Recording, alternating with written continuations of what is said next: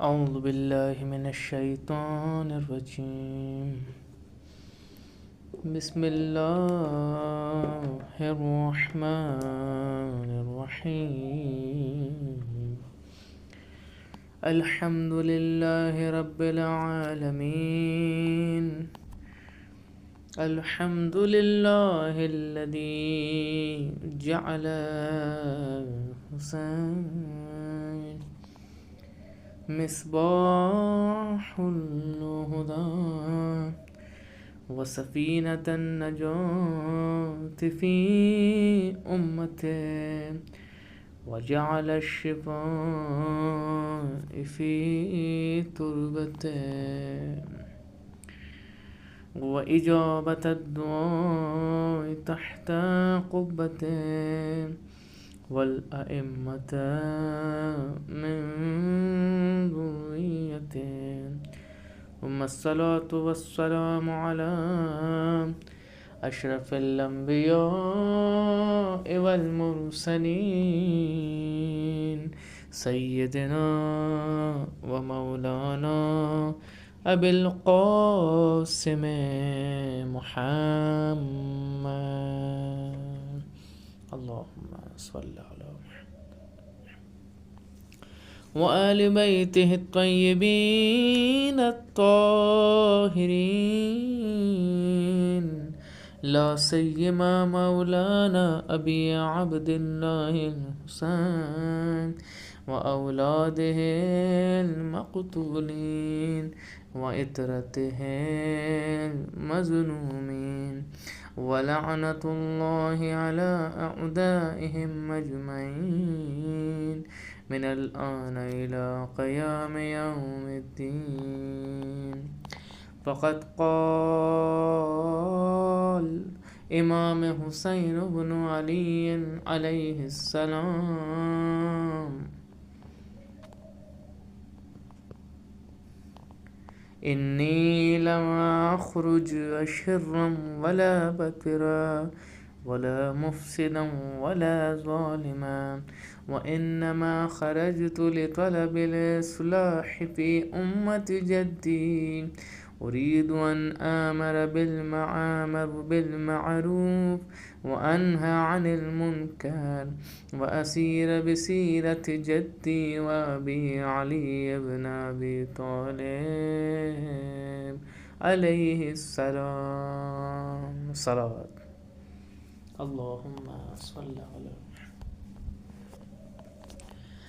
واجب الاحترام معزز مکرم حاضرین مجلس، محبان اہل بیت، پیروان امام حسین، عاشقان امام زمانہ، مسلسل 7 مجالس سے آپ کی خدمت میں یہ عنوان، یہ وصیت نامہ امام حسین کا سرنامہ سخن قرار دیا، اور آج اس موضوع کی 8ویں مجلس اور 8ویں گفتگو. امام حسین علیہ السلام نے جیسا کہ آپ کے سامنے وضاحت کی کہ اپنے مقاصد کو بیان کیا، اپنے قیام کے خروج کے ہدف کو بیان کیا کہ میں کیوں یزید کے خلاف، یزیدیت کے خلاف، طاغوتیت کے خلاف، ظلم کے خلاف نکل رہا ہوں.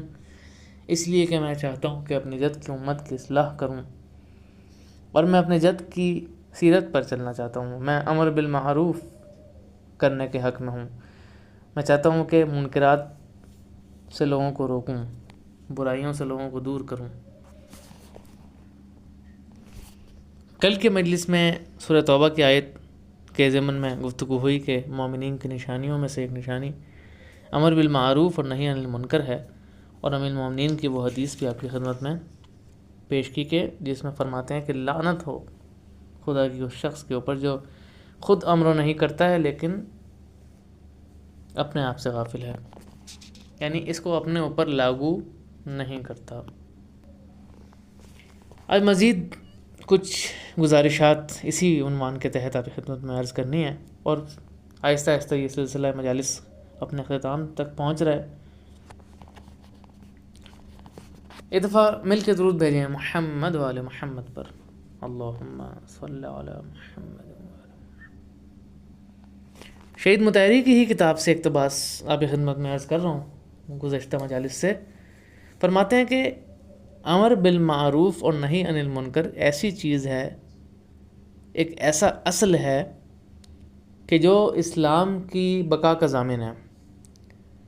اگر یہ نہ ہو، اگر امر و نہی کو ہم نکال دیں سرے سے، فراموش کر دیں، غفلت اس سے برتیں، تو اسلام کا کہیں نام و نشان نہیں ملے گا آپ کو۔ اصلاً اسلام ہی نہیں ہے۔ اگر یہ وظیفہ ترک ہو گیا تو اسلام ہی نہیں ہے۔ مثال دیتے ہیں، خوبصورت مثالیں دیتے ہیں، کہتے ہیں کہ اگر کوئی کارخانہ ہو، کوئی فیکٹری ہو، کوئی انڈسٹری ہو، اس میں کوئی ایسا شخص نہ ہو، کوئی ایسا ٹیم نہ ہو کہ جو اس کو چیک کرے بار بار کہ کام صحیح ہو رہا ہے یا نہیں ہو رہا۔ ورکرز ہیں، لیکن جو ان کا سردار ہے، جو ان کو لیڈ کر رہا ہے، جو ان پر نظر رکھے ہوئے ہے، اگر وہی اپنا فریضہ چھوڑ دے کہ بھئی یہ کام ایسے کرنا ہے، یہ کام ایسے نہیں کرنا، اس کارخانے میں کچھ انجینئرز کا ہونا ضروری ہے، کچھ قابل افراد کا ہونا ضروری ہے، متخصص افراد کا ہونا ضروری ہے، تاکہ وہ نظر رکھیں کہ ورکرز کہاں ڈنڈی مار رہے ہیں اور کہاں ٹھیک کام کر رہے ہیں، کہاں غلط کام کر رہے ہیں، تاکہ ان کو روکا جائے، ٹوکا جائے، اور اگر نہیں ٹھیک کام کرے تو امر کیا جائے، یعنی یہ تو میں اس طرح سے انجام دینا ہے، ٹھیک کرنا ہے، تبھی ایک کارخانہ صحیح طرح سے چل پائے گا۔ یہی معاشرے کو آپ لیں، اگر معاشرے کو آپ نے ٹھیک طرح سے چلانا ہے تو آپ نے بالکل اس فریضے کو انجام دینا ہے اور احسن طریقے سے انجام دینا ہے۔ نہیں دیں گے تو روح اسلام نکل جائے گی، معاشرے میں بگاڑ آ جائے گا۔ اور یہ سب کا فریضہ ہے عزیزان محترم، توجہ فرما رہے ہیں، یہ سب کا فریضہ ہے۔ جو بھی سمجھ بوجھ رکھتا ہے دین کی، یہ صرف علماء کا کام نہیں ہے، یہ صرف خطباء کا کام نہیں ہے، صرف مبلغین کا کام نہیں ہے، بلکہ ہر وہ شخص کہ جس کو خدا نے یہ صلاحیت دی، جس کو خدا نے علم دیا، اس کا فریضہ ہے کہ اپنے گھر میں، اپنے معاشرے میں دیکھے اور امر و نہی کو انجام دے۔ حسین علیہ السلام بھی اسی لیے نکل رہے ہیں مدینہ سے مکہ کی طرف۔ کیونکہ بھانپ گئے تھے کہ مشکل کدھر ہے۔ مشکل ہے معاشرے میں بگاڑ کا آ جانا، فساد کا آ جانا، سرکشی کا آ جانا، غرور کا آ جانا، ستم کا آ جانا۔ ان سب کو ختم کرنا ہے۔ کیسے ختم کریں گے؟ خروج کر کے، امر و نہی کر کے۔ شیر مطہری فرماتے ہیں بہت عظیم جملہ، حسین ابن علی علیہ السلام امر بالمعروف اور نہی عن المنکر کے راستے میں شہید کیے گئے، اس اہم فریضے کی بجا آوری میں شہید کیے گئے، مارے گئے میدان کربلا میں۔ وہ فریضہ کہ جو دین کی اساس و بنیاد ہے، اساسی ترین اصل ہے، جو ضامن ہے بقائے اسلام کا، اس کی راہ میں حسین ابن علی کو شہید کیا گیا۔ اب ایک خاص رخ کی طرف میں جا رہا ہوں اس موضوع کو لے کر، اور وہ یہ ہے کہ امر بالمعروف اور نہی عن المنکر جیسے بہت ہی اہم فریضے کی کچھ شرائط ہیں کہ جب وہ شرائط پوری ہوں گی تو آپ اس فریضے کو انجام دے سکتے ہیں، اور دینا چاہیے، دینا ضروری ہے۔ جن میں سے سب سے اساسی بنیادی شرط کیا ہے؟ آگاہی کا ہونا، بصیرت کا ہونا، علم کا ہونا۔ یعنی آپ کو پتہ ہو کہ کون سی چیز معروف ہے، کون سی نیک اعمال ہیں، کون سے نیک کام ہیں، کون سی نیکیاں ہیں، اور منکر کون سے ہیں، برائیاں کون سی ہیں، گناہ کون سے ہیں۔ تبھی تو آپ لوگوں کو روکیں گے اس سے۔ جب آپ کو پتہ ہی نہیں ہوگا ان چیزوں کا تو آپ لوگوں کو کیسے روکیں گے؟ جب آپ کو بصیرت ہی نہیں ہوگی، جب آپ کو شناخت ہی نہیں ہوگی، علم ہی نہیں ہوگا، جہالت کے ساتھ تو یہ کام نہیں کیا جا سکتا۔ توجہ فرما رہے ہیں جان محترم؟ لہٰذا شہید مطہری فرماتے ہیں کہ اس چیز کی بصیرت کا ہونا ضروری ہے کہ کیسے آپ نے اس فریضے کو انجام دینا ہے، امر و نہی کرنا ہے۔ ادھر ادھر کے حالات کا انسان کو پتہ ہو، معاشرے کے حالات کا پتہ ہو، جس معاشرے میں یہ آپ نے کام کرنا ہے وہاں کے حالات و واقعات کا آپ کو علم ہو کہ کس طرح کا معاشرہ ہے، اسی طریقے سے آپ نے اس فریضے کو انجام دینا ہے۔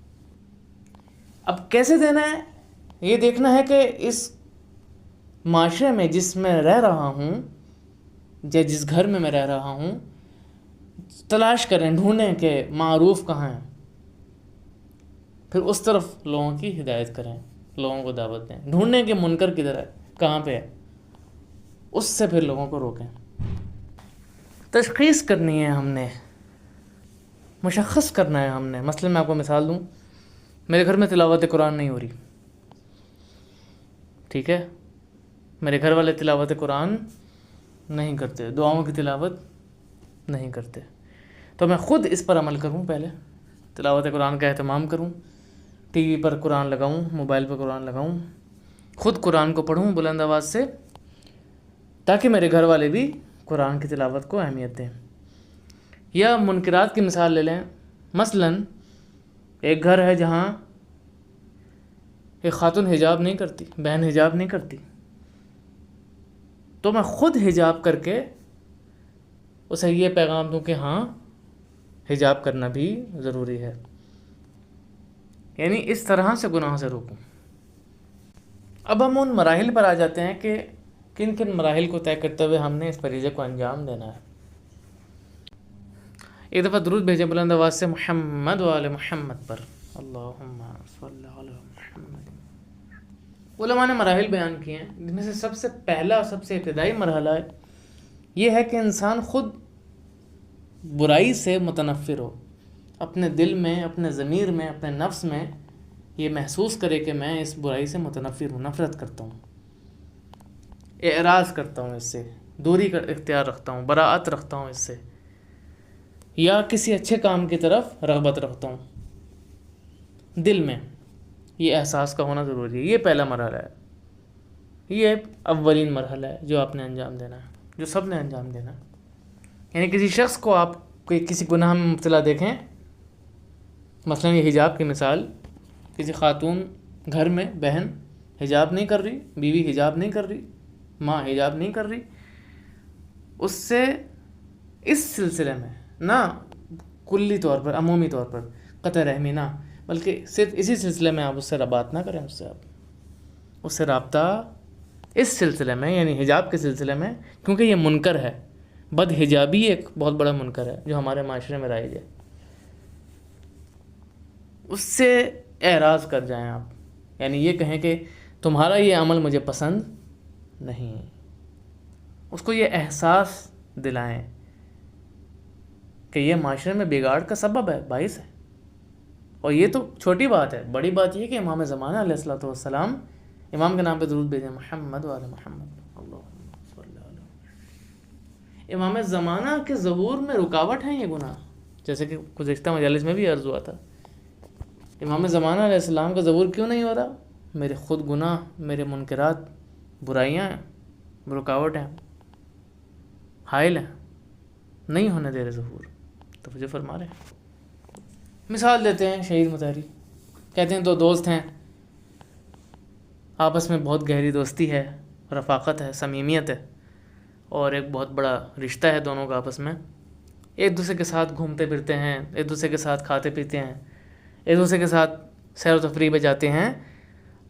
اب ایک سفر پر نکل گئے اور پہلے دوست کو پتہ چلے گا کہ میرا جو یہ دوست ہے فلاں برائی کا مرتکب ہوتا ہے، فلاں گناہ کرتا ہے، معلوم ہے، تو کیا کرے؟ اسے یہ احساس دلائے کہ مجھے تمہارا یہ عمل پسند نہیں ہے، تنبیہ کے طور پر اس سے بے اعتنائی برتے، منطقی طور پر یہ کام کرے، عقلی طور پر اس کام کو انجام دے، یعنی اس طرح سے اپنا رویہ رکھو کہ وہ سمجھ جائے کہ اس کو تمہارا عمل پسند نہیں ہے۔ اگر تم اسے قطع تعلق ہی کر لو گے، رشتہ ناطے ہی توڑ لو گے، تو پھر اور مزید چانس ہے، امکان ہے کہ منکرات میں پڑ جائے، گناہوں میں پڑ جائے۔ لہٰذا ٹیکنیک کے ذریعے، عقلی منصوبہ بندی کے ذریعے، منطق کے ذریعے یہ کام کیا جائے، یہ پہلا مرحلہ ہے، علماء فرماتے ہیں۔ یہ وہ اپنے خود دیکھنا ہے، اپنے معاشرے میں، اپنی فیملی میں، اپنے کزنز میں، اپنے دوست احباب میں، اور اس طرح سے امن و نہیں کے فریضے کو انجام دینا ہے۔ اور دوسرا جو مرحلہ ہے وہ زبان کا مرحلہ ہے، زبان سے آپ نے یہ کام انجام دینا ہے۔ اور تیسرا مرحلہ عمل کا مرحلہ ہے، اپنے عمل سے آپ نے اس فریضے کو انجام دینا ہے۔ اس کی تفصیل انشاءاللہ کل کی مجلس میں آئے گی، 9 محرم الحرام کی مجلس میں۔ ایک دفعہ درود بھیجیں محمد و آل محمد پر، اللہم صلی علی محمد و آل محمد۔ 8 محرم الحرام گزر چکی عزیزان محترم، ہم رفتہ رفتہ نزدیک ہو رہے ہیں عاشور کے، نزدیک ہو رہے ہیں امام حسین علیہ السلام کی شہادت کے۔ آج آپ جانتے ہیں اس شخصیت کا ذکر کرنا چاہوں گا کہ جو قیام مقدس میں امام حسین کے بالکل ساتھ ساتھ امام حسین علیہ السلام کے بھائی قمر منیر بنی ہاشم باب الحوائج حضرت عباس، اللہ اکبر، عباس علمدار کا ذکر۔ آج کوئی رونے میں بخل نہ کرے، آج باب الحوائج عباس علمدار کا ماتم، دلوں کو لے جائیں کربلا، متصل کریں اپنے نفوس کو حضرت عباس کی پاکیزہ شخصیت کے ساتھ، امام حسین علیہ السلام کے ساتھ، سب مل کر خلوص دل کے ساتھ۔ السلام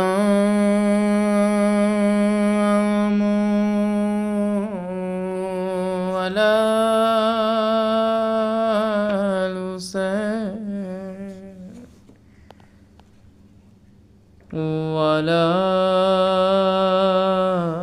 علی ابن الحسین وعلی اولاد الحسین وعلی اصحاب الحسین، سب مل کر خلوص دل کے ساتھ۔ یقیناً حسین آپ کے سلام کا جواب دیں گے، عباس آپ کے سلام کا جواب دیں گے۔ السلام علی الحسین وعلی علی ابن الحسین وعلی اولاد الحسین وعلی اصحاب الحسین۔ میرا سلام ہو اس ہستی پر جسے فاطمہ زہرا نے اپنا بیٹا کہا، اللہ۔ سلام ہو عظمت عباس پر، سلام ہو اس بہترین وفادار پر، وفا جس کا پڑھے کلمہ اسے عباس کہتے ہیں، اللہ اکبر۔ وفاداری عباس کی، اطاعت عباس کی۔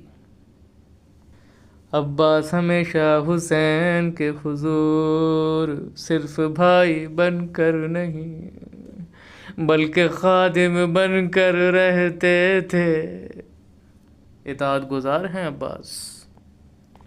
شب عاشور کی روایت پڑھوں گا، شب عاشور ہے، عباس علمدار اپنے بھائی مولا حسین کی خدمت میں بیٹھے ہیں کہ اتنے میں ایک صدا بلند ہوتی ہے، عباس ابن علی کہاں ہے، عباس کے بھائی کہاں ہیں؟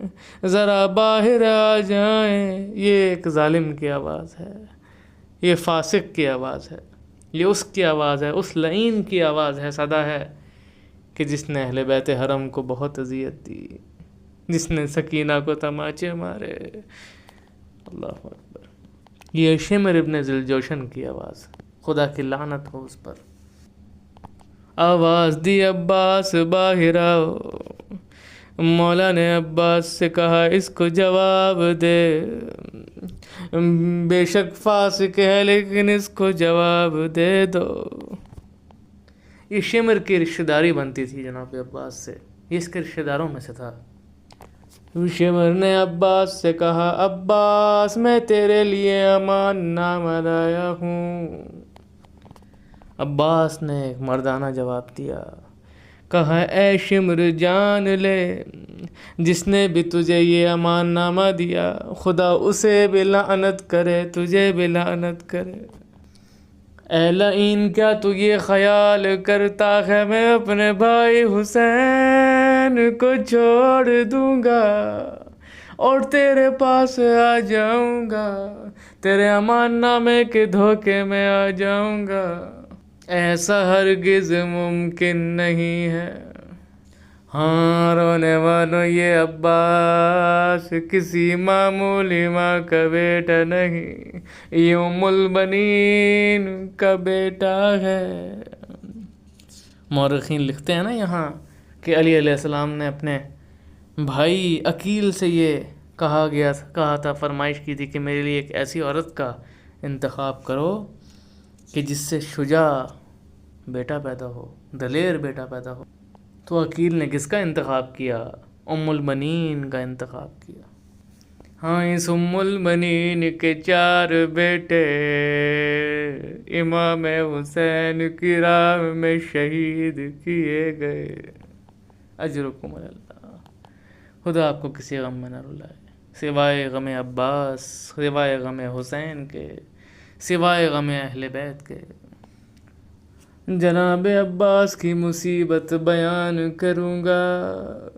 سکینہ کو بڑا بھروسہ ہے اپنے چچا عباس پر، بھروسہ ہے میرے چچا عباس جب دریا پہ جائیں گے خالی ہاتھ نہ لوٹیں گے.